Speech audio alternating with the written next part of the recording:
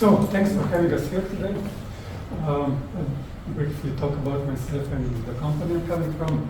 So, Aleks Weitzer, I'm in the company for more than 20 years. Started as a developer and then changing many roles over time. Currently I'm in the pre-sales and business development. Comtrade is around for more than 30 years on the market. We are based in the Adriatic region, so there are development campuses. We have circa 300 software engineers, and we do software engineering services, meaning, in simple words, this is software outsourcing for customers. We have also an office in Ireland, in Dublin, for 20 years. We also had many customers there, like Aleks, Airlingus, Ryanair, H&H. We're still partnering with HP here in Galway. I can say that our focus domains are backup and recovery products, because we have many software tech companies who develop their backup products, which we then sell to end customers. Then also in the observability and monitoring area, same story. We also formed another company within Comtrade that developed their own line of backup products. It was called HYCU, H-Y-C-U, you can check later on. It was sold to Bain Capital 3 years ago. Then we also do a lot of services in the cybersecurity area. We do the usual application development, moving application to the cloud, implementation of applications into the cloud, also portals and data management services. And at the end, also area services. On this topic, now we have the topic for today, where we'll present how AI model that was developed on the academic level was successfully applied in production, so in the software development work, and what's also the possibility to use the same model also in CI/CD pipelines, so to monitor and observe the anomalies there. So to start with the introduction of our speakers, first is Vera Barić. She's coming from 360. She's an AI engineer, and she will present you more details about this novel AI model. Also, its comparison to other unsupervised models and how the model performs them. Then it will be Domen Ferbar. He's from Comtrade Gaming. Comtrade Gaming is another company within the Comtrade group, and basically they are providing and developing gaming platforms and betting platforms. More specifically, online casino games and betting sites. So he runs the IT operations there and deploys and runs instances for many customers, either on-prem or in the cloud. They had an issue how to detect anomalies, because each instance is a story of its own. So you cannot do the observability and anomaly detection just by setting some regular thresholds. They needed another solution. So we joined forces more than a year ago. We implemented this model for their production, and he will tell us also the benefits that he was able to quantify in the past way. Our third speaker is Duggan. He's local here from Galway, so part of the DevOps community and a DevOps solution architect. His main responsibility is that he leads a team that runs the CI/CD pipeline in a software company that serves to hundreds and hundreds of software developers that use this CI/CD pipeline daily. He knows the pain points, and we also address how this same anomaly detection model can be applied and give benefits also in the CI/CD pipeline. One thing to mention also is after the event that there is a nice practice, so that we can also invite you later on in the hub to have a drink or two to discuss things further. So later on you will get a piece of paper with the QR codes, you will get the details in what about the Papa, I forgot the name, John Cubes. And there's also a short questionnaire. Please fill it up because it will serve us also for the next meetups that we'll be organizing in other locations. So to give some feedback what we can improve. Guys, if you're ready, I invite you here. Take it from here.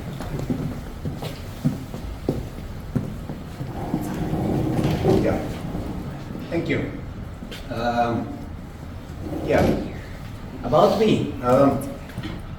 I'm not an IT guy, I'm not a doctor or something. I'm a trained science teacher. And I actually practice science in elementary school. And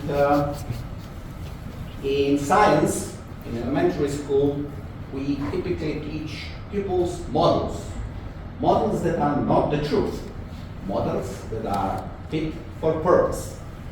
Models that are simple enough to be effective for what they do. And basically we teach pupils stories. And this is actually what I will now tell you, because it is a similar story. It's a model that fits the purpose. About the company. As my colleagues have said, I am from Comtrade Gaming. We develop a gaming platform, a gambling platform, gaming being the politically correct term. Mainly we do online gaming, also some land-based gaming. We also, of course, work for the regulators, etc., etc. We started with the development part, but later on it turned out that we can get clients that want us to operate from the IT perspective, the instances that run for them, because they are good in developing the business, they are not good necessarily in running the IT. So this is what we did. And so why did we start this anomaly stuff? When the company started, and for a couple of years, I think I've joined somewhere after 7, 8 years in the company, after the company has existed, we had up to 5 clients. Handling 5 clients, and there were 150 of us, means they were big clients, they had their own IT operations, and we just developed the stuff, helped them install it, and they run it however they did. And we kind of helped them run it.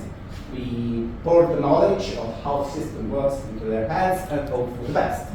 And because of the strategy change, we expected that the number of clients will rise and that we'll have to operate the stuff.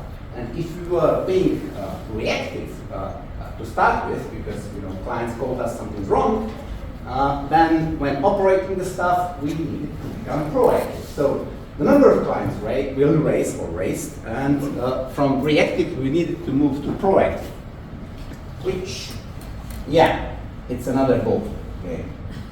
So what were our options? We could, when you go to smaller clients, you have to do some sort of transform of the company, because handling big clients is a different business than handling small clients. So we said, we could ask people to do more, which is, we all know how this works. We could add more people. When you add people, you add the management complexity. You have, company within a company. One dealing with big clients, one dealing with smaller clients. Yeah. Or we can use some piece of technology to focus people's effort and attention where and when needed. And this is where the anomaly detection came in, on the operational part, of course. The management requirement was extremely simple. I mean, 2 lines. Detect downtime and switch from reactive to proactive. Nothing else. It seems simple at the time. It seemed simple at the time. But then the question came, what is downtime? Or better yet, what is downtime to who? Is it downtime when the instance is not working and no one can do anything, play games, bet, win, whatever? Or is it just when some big stuff does not work? You know, because on online gambling, you have many gaming providers. Some are bigger, some are smaller. If the big one fails, well, there's a lot of business thrown out of the window for the time. So is it just this? Or is it the low numerosity integrations? So basically small games do not work, who cares? People can still bet for the big ones.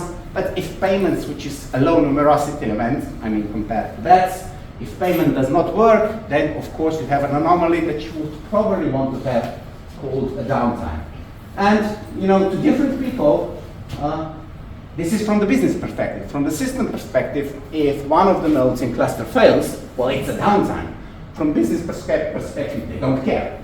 So, you know, there are different definitions of what downtime is that come from the same sentence, please detect downtime.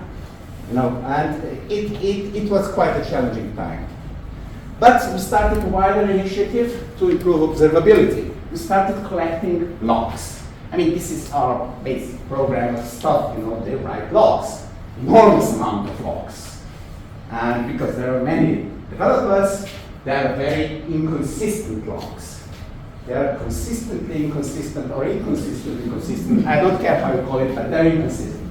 A lot of logs means for a big client of ours, it means 600 gigabytes per day. Yeah, good luck with that. And then we also started collecting counters. We started with typical system counters, CPU usage, its chaos, its latency, etc., etc. And you start with 1 server, 2 server, 3 server, 4 server, and then the developer comes and says, well, I want another counter, and the counters are like rabbits. You know, you start with 2, you wait for a year, or half a year, you have hundreds. Or, as my colleague has said, you have thousands or hundreds of thousands. And this is what we actually, experienced. So, we have now counters, a lot of them, and we have a system that can handle them. Oh, I won't go into details. And then we said, we'll set thresholds. Consider, well, when the disk is full, the disk is full, or is it? When the CPU is 100%, it's 100%, or is it? Because for how long does a CPU need to be 100% to say, well, what's the problem? So thresholds on these system counters, setting them on a large number of system counters, it got from not so simple as expected to, oh, this is complex, to, no, we cannot do it. We're not smart enough, even if we develop our system. So, yeah, we decided to flip the coin. And instead of monitoring the system, application, platform, whatever counters we want, we said, okay, let's monitor the business, because this is what we're actually interested in. And, you know, because we're in the gambling, at least this KPI is relatively simple. Registrations. I mean, the new player comes in, it needs to register. Logins. When you have registered, you know, you play stuff, you log in. When you log in, you launch a game. Within a game, you can bet. Sometimes you also win. And of course, before you bet, you have to make a deposit. And if you win, luckily, if you're fast enough and you don't waste it, you can also make a withdrawal. And of course, because this is an addictive game and addictions are always, you know, well fed, there are also the bonuses. So these are basically the business counters that we were interested in. It turns out that, you know, some of those things are very irregular. Registrations, we throw away practically at the start. And the bonuses were also not. So basically from the 6, 7 counters, we quickly came to 4 that were really sensible. But then again, at the time we had 5 clients, 4 matrix, and if we wanted to be proactive, we would need to watch them 24/7. You know, the whole wall display like this, with all the counters there, people watching it, waiting, oh, now something's wrong. Yeah. If the numbers of clients grew to 20, 30, yeah. So we said, this will not work. Let's start with the thresholds yet again. Not on the system level, on the business KPI level. And this is our threshold attempt number 2. This is an actual picture of how logins into the system through the day go for one of the clients. This is the expected curve. How do you set thresholds to this? I mean, my colleague understands the problem. When I was listening to him, I said, where were you before I started? Because, you know, probably I would have changed my job. All the problems he described. So this is something that we said, okay, this is something that we need to support. And we said, okay, so anomaly detection, magic black box, can it do it? And we contacted our sister company, and Vera will explain you a lot of details a bit afterwards. But I will show you what the result is. Concrete, you know, the process, the result, what we see on 2 cases. I have to switch to non-PowerPoint somehow. First, where's the person? Yeah. Hopefully.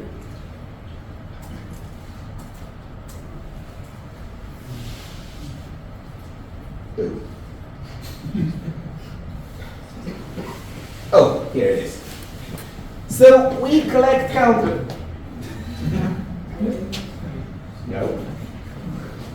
It doesn't like me very much. Duplicate. Keep changes.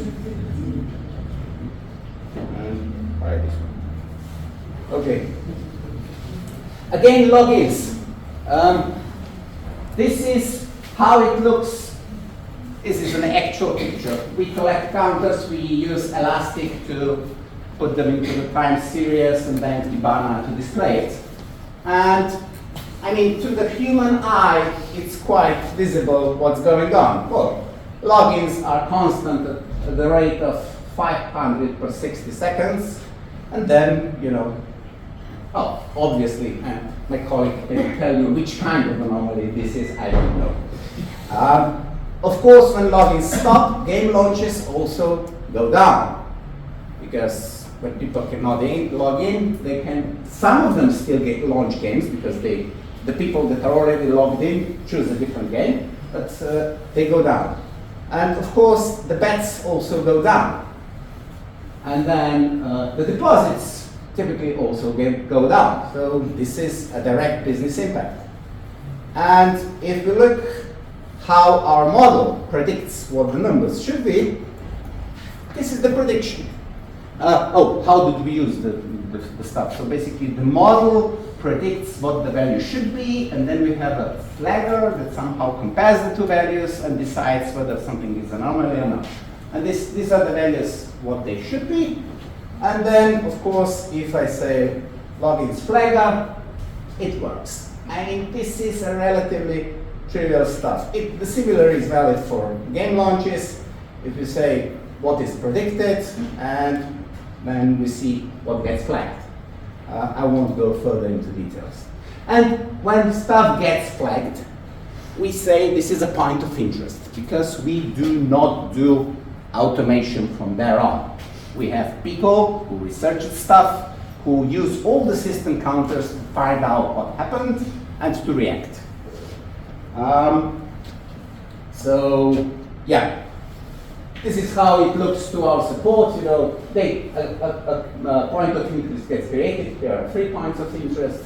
They have some links, so they can do a bit of research.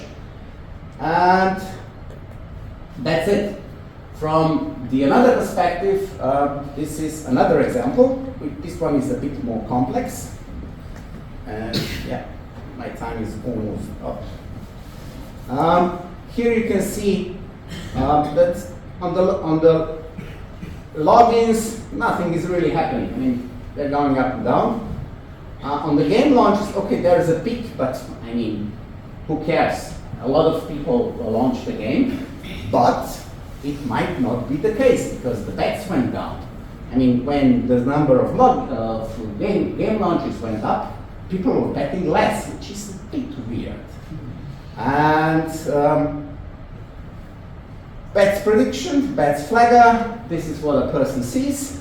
It says, okay, I need to see some details. And these are the details.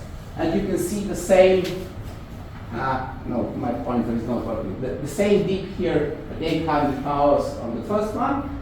Here are the details because there are a lot of game providers.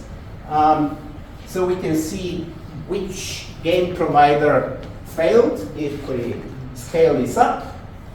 It's quite clear that the game provider that failed is most likely this one. Yeah. So just to check, I'll disable it. Okay, we have more or less a flat line, which means I found the provider that failed. Now people who are in operations can research now what. And that's it from the practical perspective, but my colleague will help you with the details. Yeah.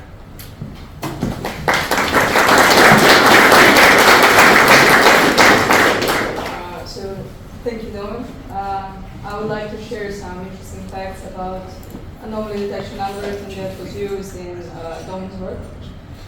First, let's start with how and what was the motivation behind developing recurrent unsupervised anomaly detection, named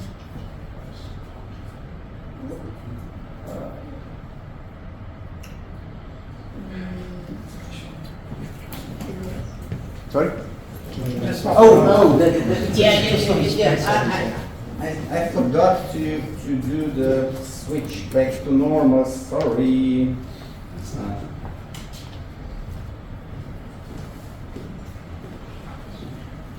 Keep changes. Hopefully, this is better. Thanks. So, what was the motivation behind developing recurrent unsupervised anomaly detection named RUAD, which is ML-powered monitoring system for supercomputers? The development was done by Molan, who is Chief AI Engineer at Comtrade 360 and PhD researcher at University of Bologna. The research was founded by Cineca, which is the primary Italian supercomputer facility, and yeah, they are making one of the largest supercomputers in the world. The reality with supercomputers is that they are exascale systems, and currently in use is Frontier HPC that contains around 10,000 compute nodes, which is around 10 times more than previous one, Marconi 100, on which algorithm was developed.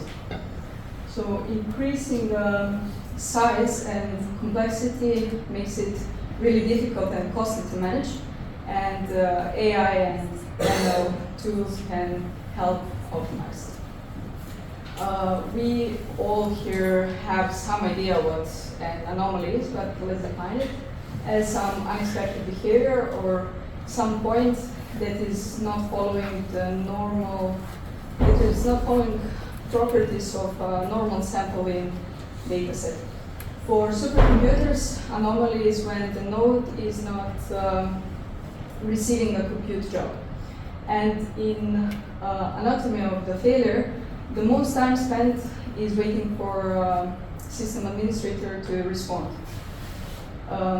So if we introduce the time between anomaly happening and anomaly and the response, we will have a significantly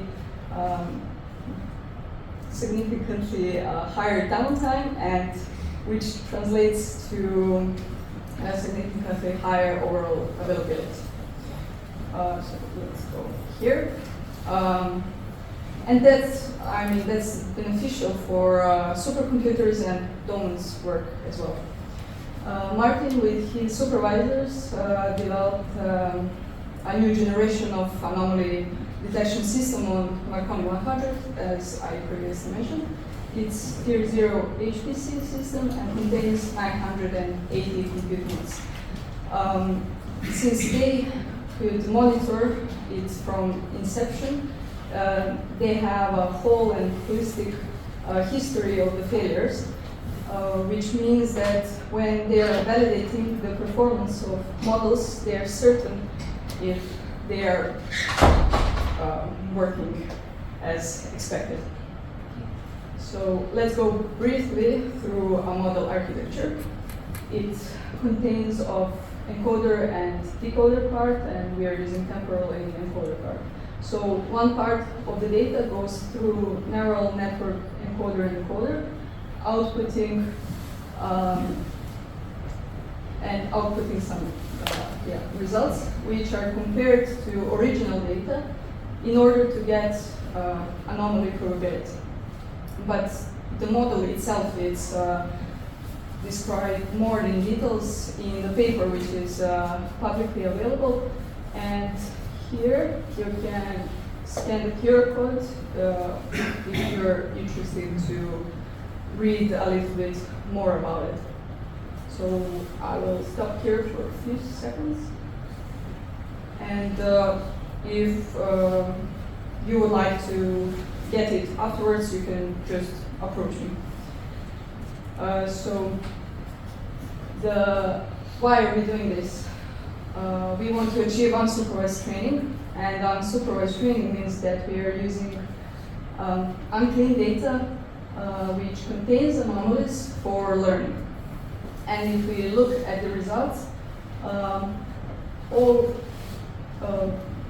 all previous state-of-the-art approaches are having semi-supervised performing better than unsupervised approaches.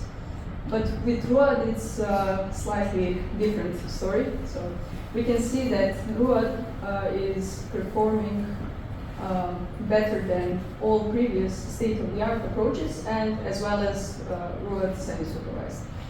And we can confirm that on the left on the raw curves.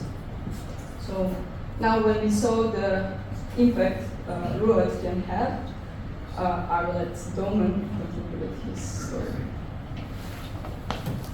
Yeah.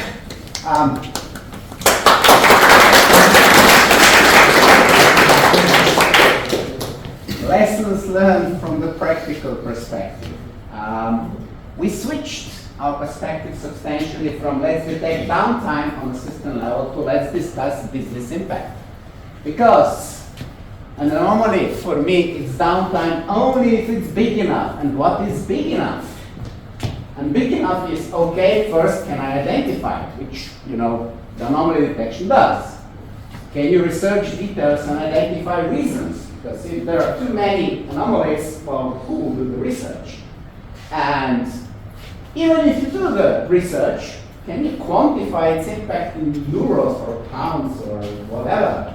Because, you don't want to fix every anomaly. It's not worth it.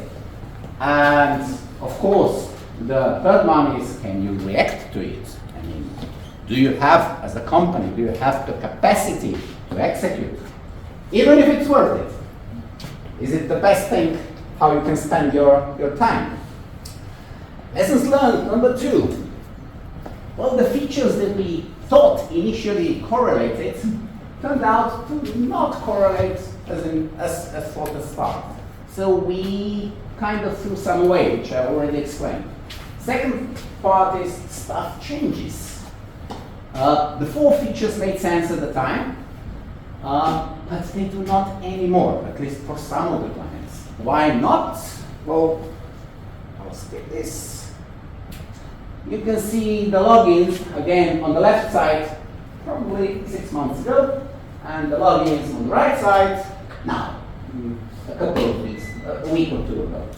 You see the circled stuff that it is an anomaly, but it is a business acceptable anomaly. Someone started logging into the system, executing a DDoS attack. But because our system can handle it, we don't care about it.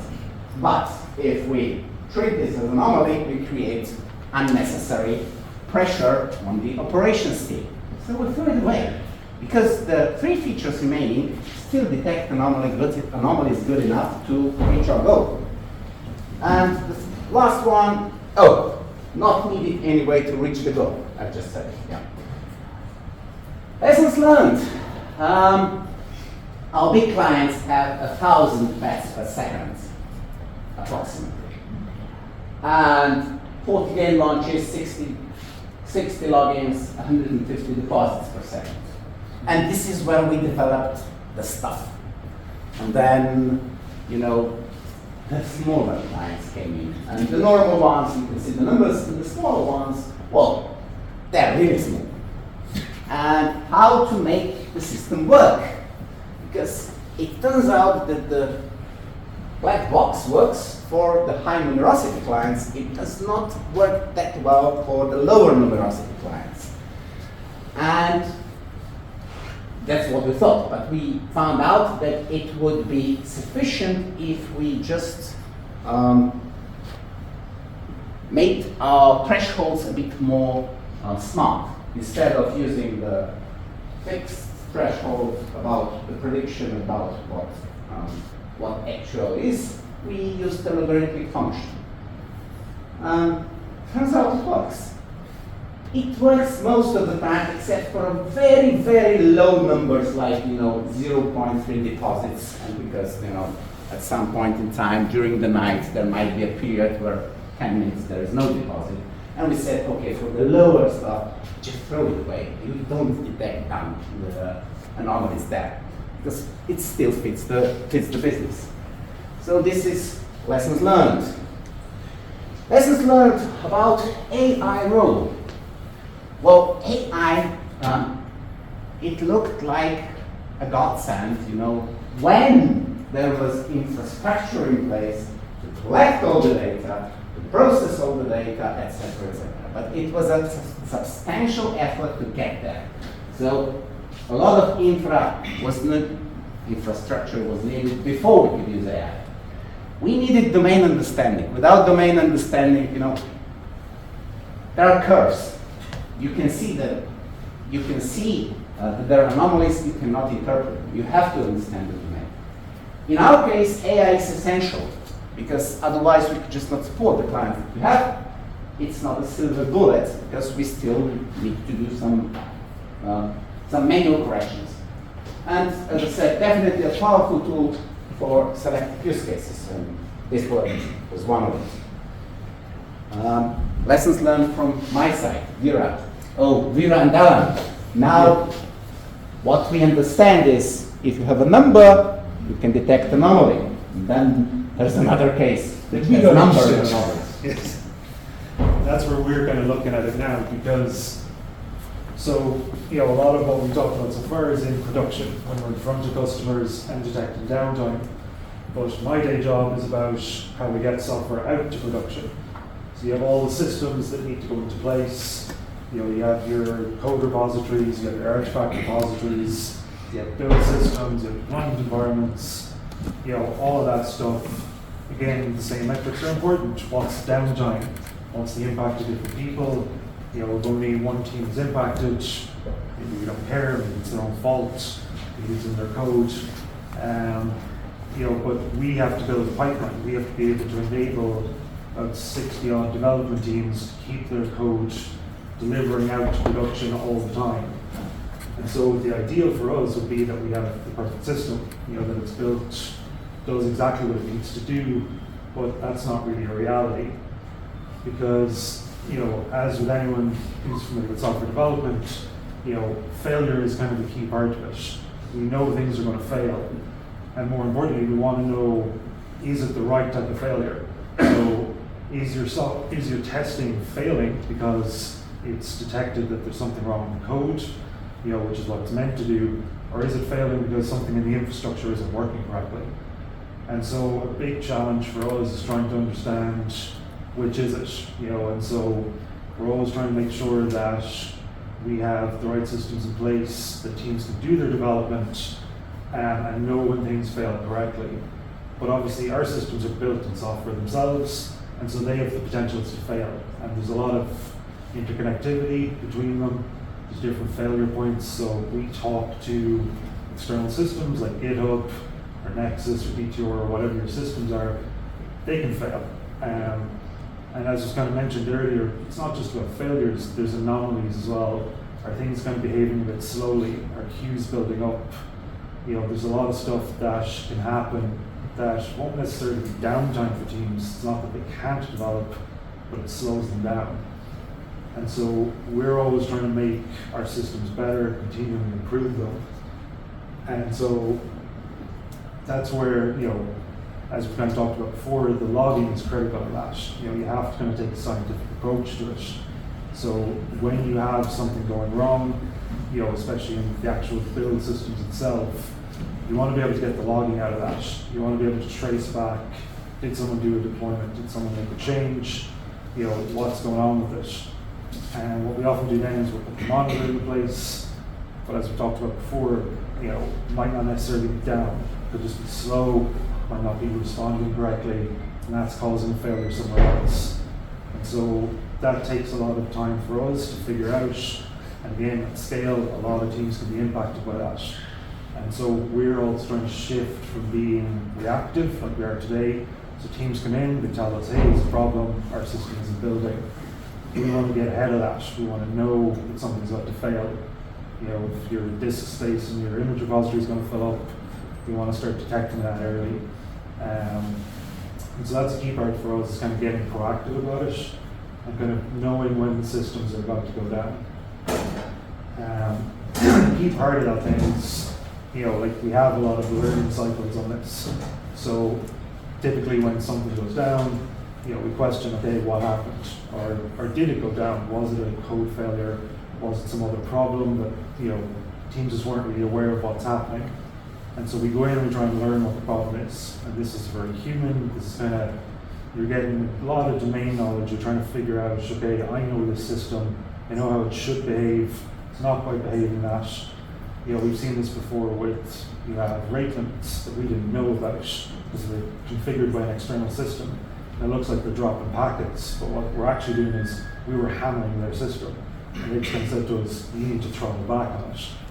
And so we often just try things out then, or we negotiate with them to get a higher rate limit. And then we succeed. We go around in cycles a few times, and then we figure out a good way to work it. And again, the sharing part, if you own your own DevOps system, that's really easy, right? You're in a team, everything's self-contained. We hit an issue today, and so we overcame it. We know how to do better tomorrow. We can grow. But the key thing for us then is when you scale that out, you have to tell 60 different teams, here's how you need to run your tests, here's how you need to run your systems. That's very hard. And so this is where we're kind of excited to get into this, is this can tell us some of the AI anomaly detection, can tell us where the patterns are. And they can tell us where we can improve our systems ahead of time and hopefully get more proactive about it. Yeah, so I will explain now our idea of using the anomaly detection as a tool to help resolve problems in the CI/CD pipeline. The key here is that we have independent anomaly detection systems throughout the pipeline, and that means that independent RUAD instance is in each of these spots, and it's independently trained model and independently deployed. What's beneficial here is that we can understand the problems more in details, and also we can define the root cause of it. We can simply say, okay, we have a multiple anomaly alerts. We can say that the root is the one that is furthest up in the chain. And also having a centralized database would be as well key here, because there are various tools that are being used in CAD pipeline, so having them all at one place would be helpful for training the model. And now we are. Oh, back to me. Yeah. Well, remaining challenges. If anyone doesn't know them, let me know, because yeah, technology-wise, KPIs that we are collecting come from logs. 600 gig of logs per day, which means, because this is not the primary job, it means latency, it means you get data in a bit slow at sometimes. So we have to improve the technology for collecting. Why do we have this weird stuff that we get counters from logs, the business counters from logs? Well, because this is not a development focus, and we are, DevOps or operational people, and we couldn't get development to focus on that. So yeah, there's some technology we can do. Then there's people, the process. Because we create points of interest, someone needs to evaluate them. And they soon find out, subconsciously, I hope, that if they flag stuff as a false positive, well, there's nothing to do for them. Yeah, we've managed it. And there are processes, and I said, it's hard to tell all the people involved that, if there is an anomaly, you have to evaluate its value, and then you determine what you do with it. And you have to treat small customers differently than big customers. For a big customer, a small anomaly might be, politically correct to handle. For a small customer, yeah, you know how it is with small stuff. So these are the remaining challenges for us.